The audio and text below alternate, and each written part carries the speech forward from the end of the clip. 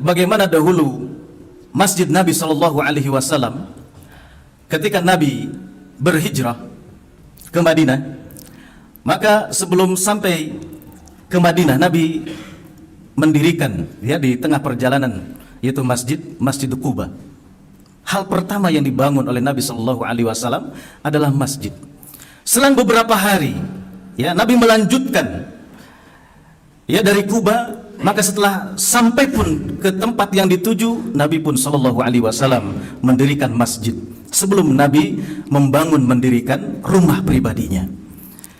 Dan ketika lihat bagaimana Nabi Shallallahu Alaihi Wasallam membangun masjid, di dalam perjalanan masjid yang dibangun oleh Rasulullah Shallallahu Alaihi Wasallam, yang pertama diantaranya bahwa al masjidun Nabi Shallallahu Alaihi Wasallam kana baitul fuqara'i wal ghuraba.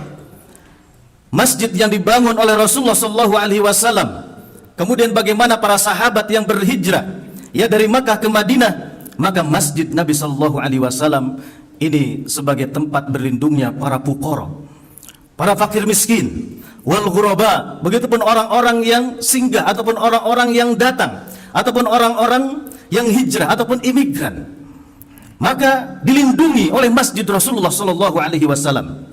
Alladzina la yajiduna ma'wa, yaitu mereka ataupun pihak-pihak yang tidak memiliki tempat untuk berlindung, tempat untuk kembali, maka dilindungi oleh masjid Nabi Shallallahu Alaihi Wasallam. Wala ahli, ketika mereka pun tidak memiliki sanak keluarga, ditampung di masjid Nabi Shallallahu Alaihi Wasallam. Begitupun ketika Nabi Shallallahu Alaihi Wasallam bagaimana berinteraksi dengan tadi hamba-hamba Allah yang diakomodir di masjid Nabi Shallallahu Alaihi Wasallam. Wa kana Nabi Shallallahu Alaihi Wasallam katsiran ma yujalisuhum. Nabi lebih banyak bercengkrama, bermajlis, duduk dengan ahli masjid yang kita kenal di serambi di belakang masjid Nabi Shallallahu Alaihi Wasallam. Kalau sekarang dikasih kanopi itu Pak ya. Ini dikhususkan untuk siapa? Untuk sahabat-sahabat Ahlus Suffah. Wa ya'nasu wa yunadihim ila ta'amihi wa yusrikuhum fi sarabihim.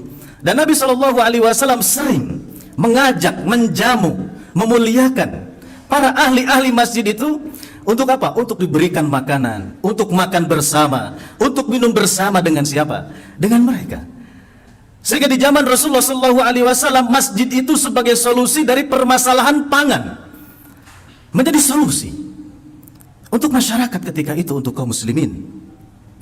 Kemudian ikhwatal iman yang dimuliakan Allah Subhanahu wa taala, sehingga nanti dari kaum suffah yang tidak memiliki apa-apa tadi, yang fuqara, bahkan misalkan salah satu contohnya Abu Hurairah radhiyallahu an sering pingsan, itu bukan karena sakit, akan tetapi karena begitu dahsyatnya menahan lapar.